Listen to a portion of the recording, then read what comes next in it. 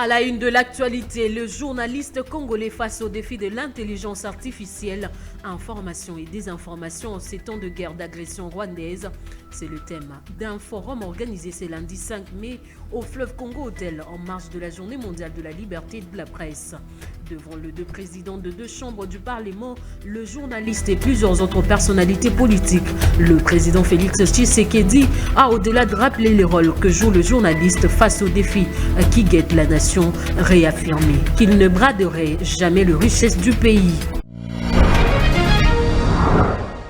La République démocratique du Congo et le Rwanda ont remis leur contribution qui constitue un avant-projet d'accord de paix comme prévu dans la déclaration de principe signée à Washington sous l'égide des États-Unis, a annoncé un haut responsable américain. Les deux États se sont engagés lors d'une rencontre tenue le 26 avril à Washington en vue de présenter un texte commun dans ce mois de mai. Cet engagement, entériné par le ministre des Affaires étrangères Thérèse Kayikwamba et Olivier Nduhungirehe, s'inscrit dans le cadre d'un processus diplomatique élargi combinant les initiatives de Nairobi, de Luanda et de Doha sous la coordination de la communauté d'Afrique de l'Est, de la SADC et avec le soutien de l'Union africaine. Voilà tout pour le titre. Je vous retrouve tout à l'heure pour le développement.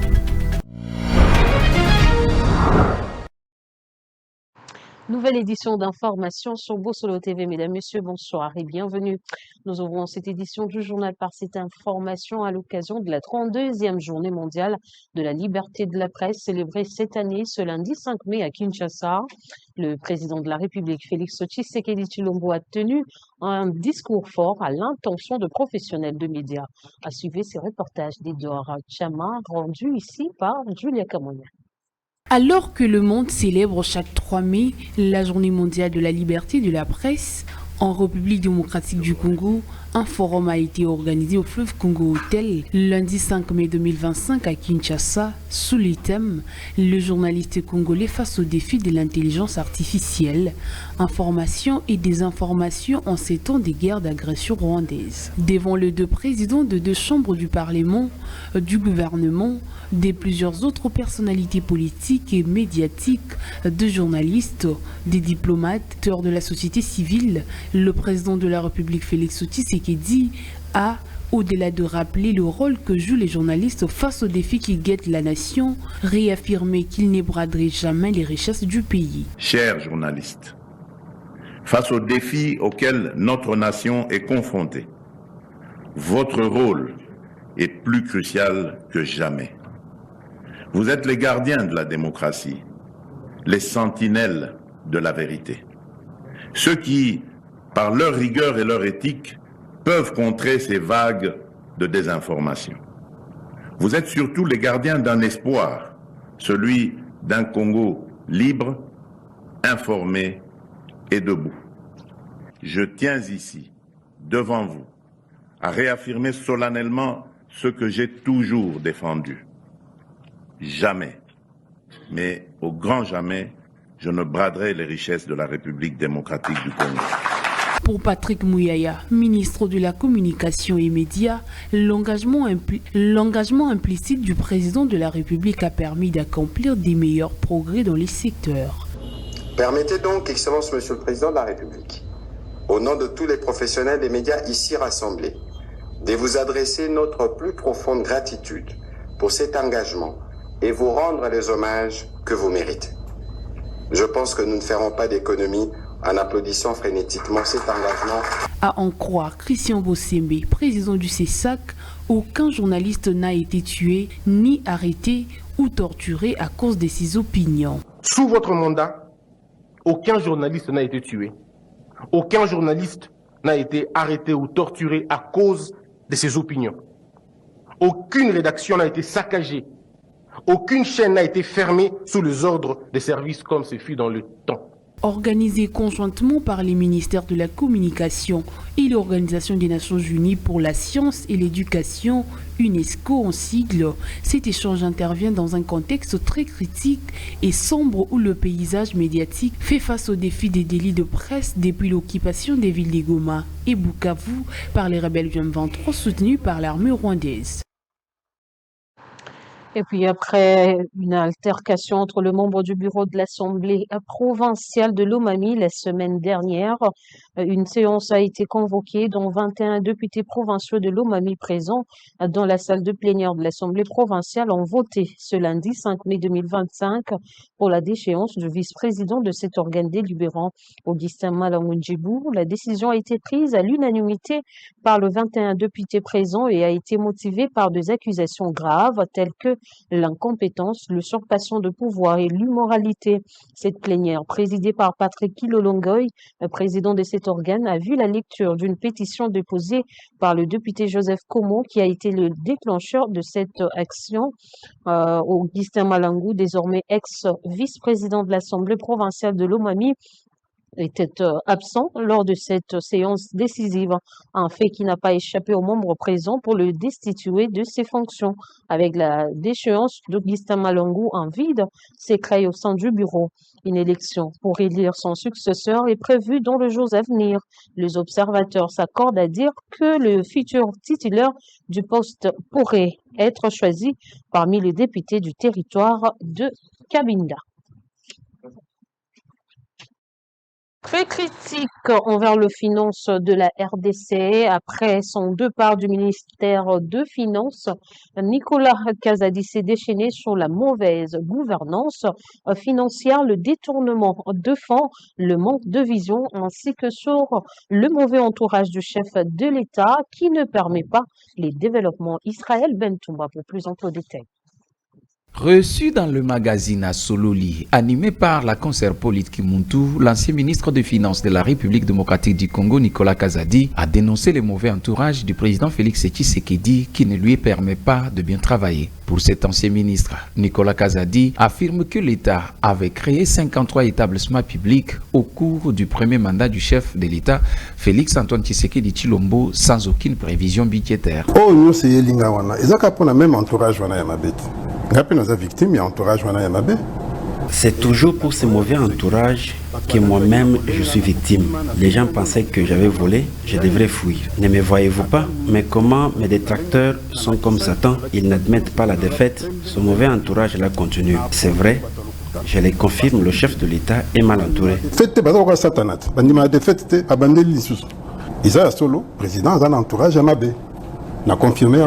Nicolas Kazadi, qui a dirigé le ministère des Finances entre avril 2021 et juin 2024, soit pendant 3 ans et 1 mois, a également critiqué les pratiques budgétaires au sein des institutions. Jouissance ming, ceux qui m'ont dit réfléchir après. Nous aimons trop la jouissance. S'il y a l'argent, on veut d'abord se partager les dividendes. La réflexion vient après. L'argent d'un projet arrive, on se partage les dividendes et on réfléchit toujours après. Comment peux-tu expliquer que dans un mandat, l'État crée 53 structures étatiques sans prévision budgétaire ni cadre légitime? Comment peux-tu expliquer que dans un mandat, l'État crée 53 structures étatiques sans prévision budgétaire ni cadre limite? Comment l'on peut s'en sortir? Même pas de cadre limite. Comment recruter, tout ça. Comment veux-tu qu'on s'en sorte? C'est ça le fond du problème. Il a rappelé avoir porté le budget national de 4 milliards à 16 milliards de dollars américains durant son passage au gouvernement. Ces déclarations interviennent dans un contexte de tensions budgétaires croissantes. Lors de la 42e réunion du Conseil des ministres tenue le vendredi 2 mai 2025, le président Tshisekedi a exhorté le gouvernement à adopter des mesures urgentes pour redresser les finances publiques, dans un contexte d'agression rwandaise à l'est de la RDC, frappée par la hausse des dépenses ainsi que sécurité. Et de son côté, l'opposant Martin Fayoulou a depuis la France devant la diaspora congolaise dénoncé la crise sécuritaire qui prévaut dans la partie est du pays. Malgré plusieurs initiatives, l'ancien candidat à la présidentielle de 2023 continue à insister sur son projet de la cohésion nationale. Ces derniers n'excluent pas une quelconque idée de se mettre autour d'une table avec Corneille Nangaa pour ce faire. En attendant la finalisation de l'accord entre la RDC et le Rwanda, Fayoulou souhaite voir un partenariat gagnant-gagnant. Le reportage de Jules de Kalumbo rendu par Esther Yabouni. Après un petit moment de silence, l'opposant Martin Fayulu s'est exprimé le week-end dernier devant la diaspora congolaise en France sur plusieurs questions concernant son pays, la République démocratique du Congo. Au sujet de la situation sécuritaire dans l'est du pays, l'opposant farouche de Félix Tshisekedi reste intransigeant sur son idée de cohésion nationale. Le candidat malheureux à la présidentielle de 2023 n'exclut pas la possibilité de se mettre autour d'une table avec Corneille Nangaa. Nous devons nous parler avec sincérité, a-t-il dit. Cet exercice de vérité, réconciliation et cohésion nationale est nécessaire. Je n'ai aucun point d'accord avec Nangaa. Aucun. Mais cela ne veut pas dire que je ne vais pas m'asseoir autour d'une table avec lui.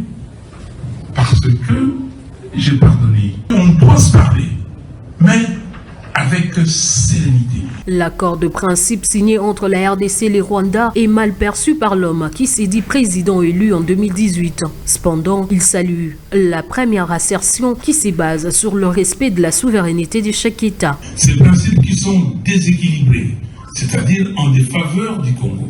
Quand on pose le principe de la souveraineté, il n'y a pas de problème. C'est le seul principe là-bas qui nous agrée et on ne trouve pas. Mais les autres principes, quand on dit que nous devons gérer les ressources naturelles de notre pays ensemble, est-ce que la France et l'Allemagne peuvent gérer les ressources naturelles de la France ensemble?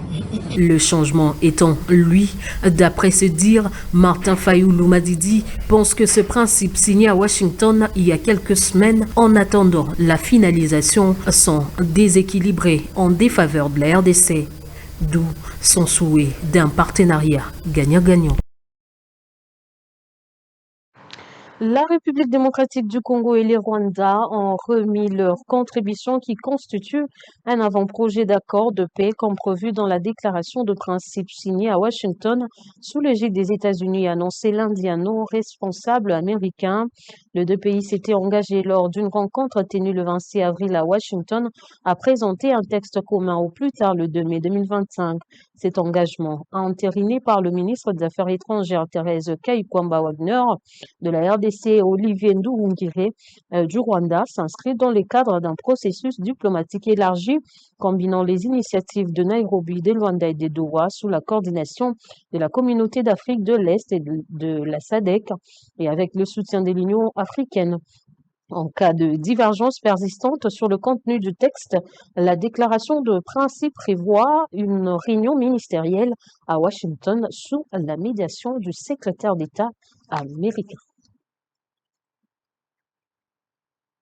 Et dans une correspondance adressée au président de l'Assemblée nationale, le président de la Cour constitutionnelle, Dieudonné Kamuleta, a appelé Vital Kamerhe au respect strict de l'article 151 de la Constitution qui consacre l'indépendance de trois pouvoirs en RDC. Dans sa correspondance, Dieudonné Kamuleta explique qu'il s'agit de la phase juridictionnelle où Matata Ponyo est déjà déféré devant son juge et non dans les cas de poursuite pour que ces immunités soient évoquées comme le veut l'Assemblée nationale. Ben Israël Toumba pour plus ample détails.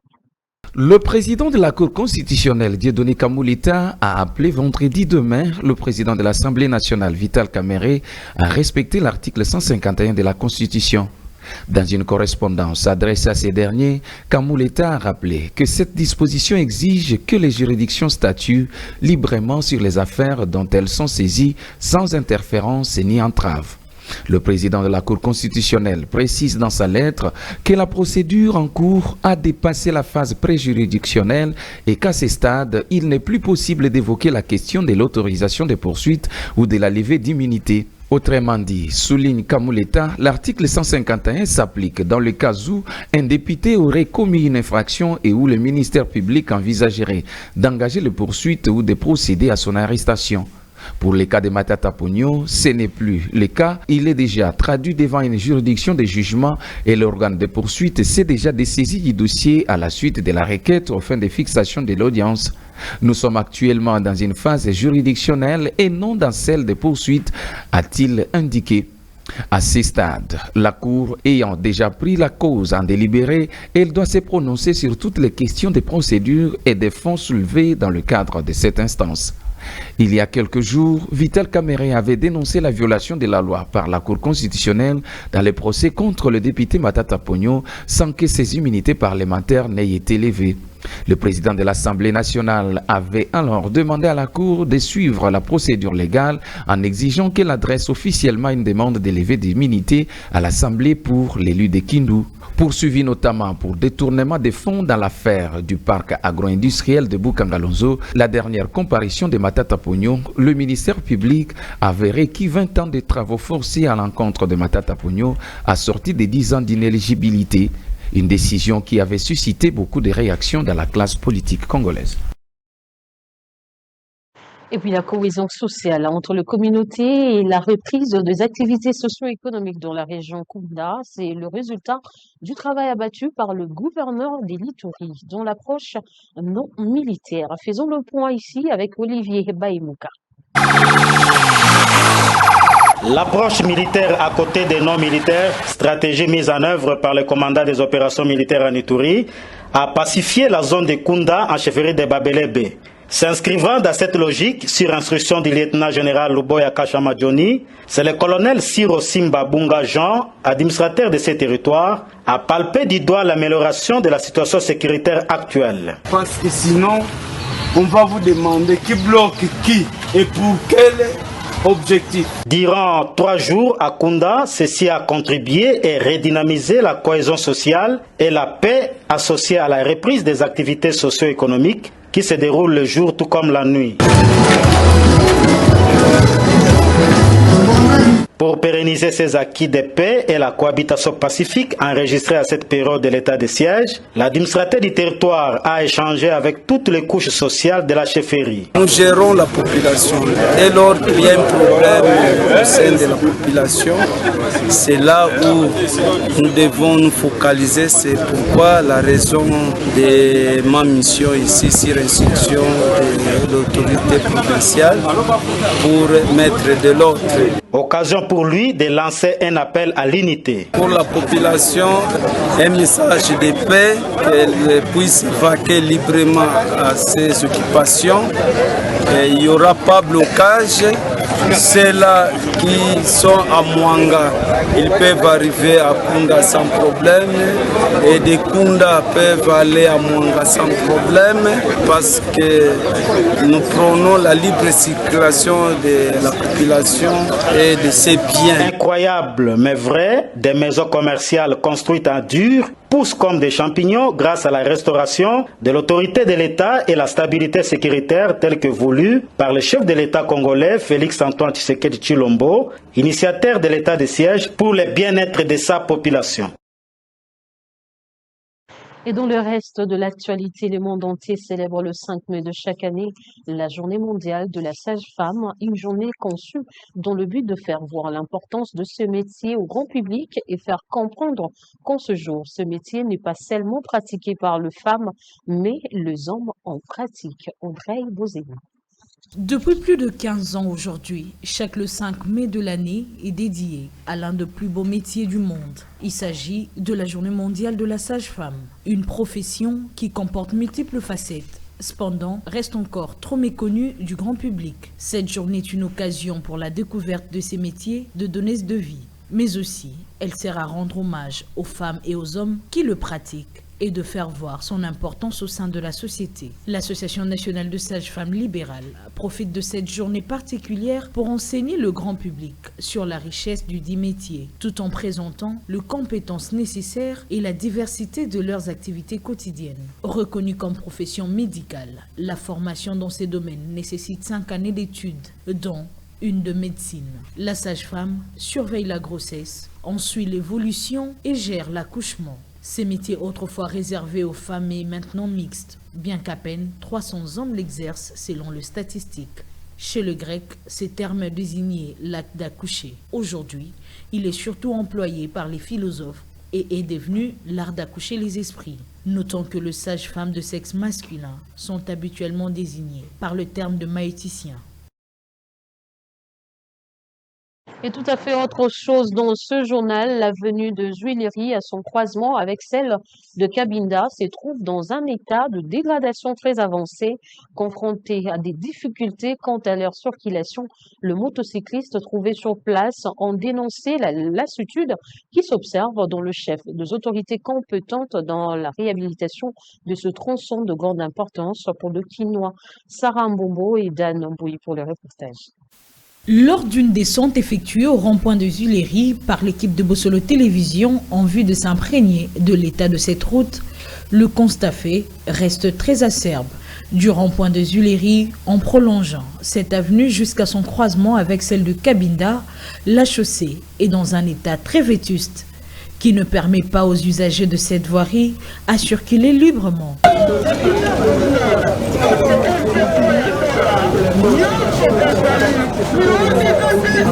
Il s'observe sur ces tronçons de trous béants et de flaques d'eau, compliquant ainsi la circulation des engins automobiles. Une situation décriée par certains motocyclistes très exaspérés. Ici nous sommes sur Juileri, une voie qui mène jusqu'à l'avenue Assosa. Nous payons nos impôts, mais on ne voit rien de concret. Le gouvernement engage des agents pour arranger, mais rien n'est fait de bon.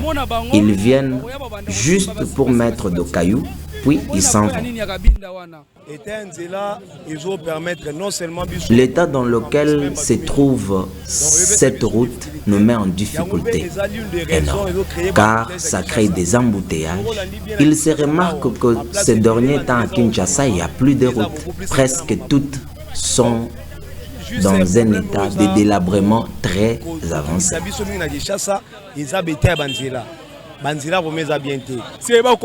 Que les autorités s'y engagent pour des solutions idoines, car nous sommes fatigués. Mais aussi le tracasserie, ça et là. Face à l'urgence qui s'impose quant à l'état dans lequel se trouvent certaines routes de la capitale, en l'occurrence celle des Juileri, l'autorité urbaine devait agir sans délai dans la réhabilitation et la construction de celle-ci, de permettre à la population quinoise à s'émouvoir en toute liberté. Car l'état de certaines routes de la ville-province de Kinshasa, présentement, pose de sérieux problèmes aux usagers et favorise des embouteillages sans précédent, surtout quand il pleut.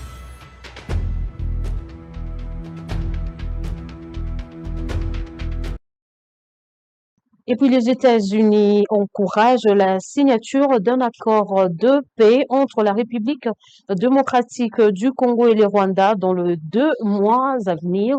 Ces processus diplomatiques soutenus par Washington devraient inclure des accords économiques bilatéraux liés à l'exploitation de ressources minières dans l'espoir de stabiliser durablement une région marquée par des décennies de conflits. Les commentaires avec Edouard Chama.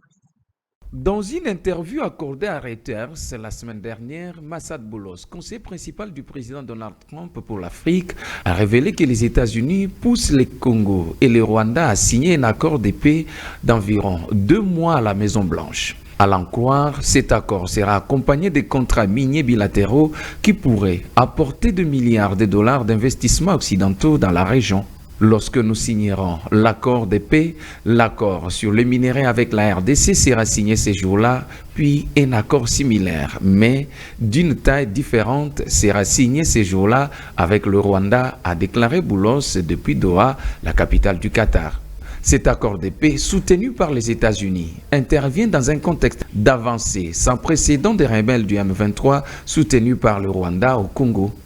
Cette escalade de violence s'inscrit dans un conflit qui dure depuis des décennies dans une région riche en ressources minérales, notamment les tantales et l'or. Selon un processus convenu à Washington la semaine dernière visant à mettre fin à la violence dans l'est du Congo. Boulos a également précisé qu'avant la cérémonie de signature à la Maison-Blanche, les 2 pays devront répondre à plusieurs préoccupations en matière de sécurité. Le Rwanda doit retirer ses troupes du Congo et cesser de soutenir les rebelles du M23, tandis que la RDC doit traiter les préoccupations sécuritaires du Rwanda concernant des milices comme les Forces démocratiques pour la libération du Rwanda FDLR.